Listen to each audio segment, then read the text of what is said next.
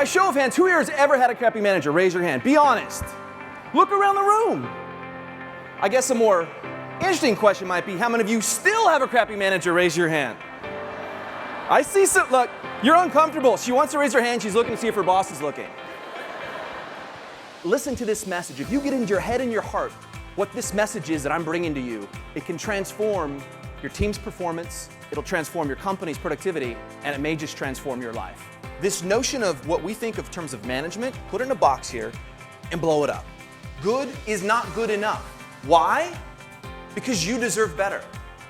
Why? Because your team members deserve better. Why? Because the millions of people around the world that each and every one of you impact on a daily basis deserves better. What you have to do is you have to believe in your people more than they believe in themselves. See their potential. Each and every person on your team is capable of performing at far greater level than they currently are.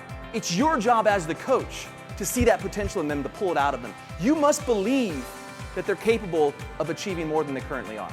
1 in 4 employees report consistently performing at less than 50% of their potential.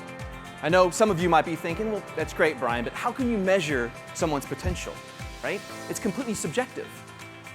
And the truth is, you're right. But that's not the point. The point is, your team members are telling us that they have more to give. And the fundamental question is, what do you have to do to get it out of them, right? The world has changed, and so too must your management approach. Really get to know your people as well as you know your good friends or your family members. Understand what makes them tick. It will have a profound impact on your relationship. But this is what's fascinating, is the reason that most managers aren't good at the people side of management isn't their fault. The reason why most managers are not good at the people side of management is for one simple reason. They've never been taught the right approach.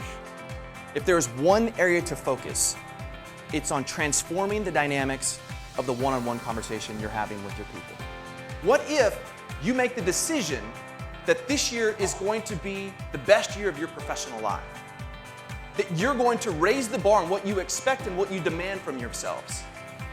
What if each and every one of you in this room, leaves this session tomorrow, making that commitment to yourself? Everything starts with the mindset. And what was so interesting is that we discovered that these world-class leaders of high-performance teams had a vastly different mindset than most managers. You see, in the eyes of most managers, you have organizational goals on the one hand and people development goals on the other. In fact, most managers are so focused on organizational goals that they completely disregard people development goals and outsource that to HR. Coaches, on the other hand, had a completely different philosophy. You see, they didn't view organizational goals and people development goals as separate and distinct. They viewed them as one and the same. They superimposed the two. You see, these world-class coaches understand inherently, they understand that their real job ultimately is to squeeze every ounce of potential out of each and every person that comes through those doors each and every day. It's that mindset shift that we have to focus on. Shift the focus from what we can't control to what we can control. And what we can control is no longer the external growth, but rather internal growth. How do we eke out more growth, more improvement from within our organization? Almost half of employees report never receiving any constructive coaching or developmental feedback. Yet only 1% of managers will admit to never coaching and developing their team. How many in this room are committed to beginning their journey or continuing your journey to become a world-class coach? Say, I am. Let's hear it. Love it. Love it.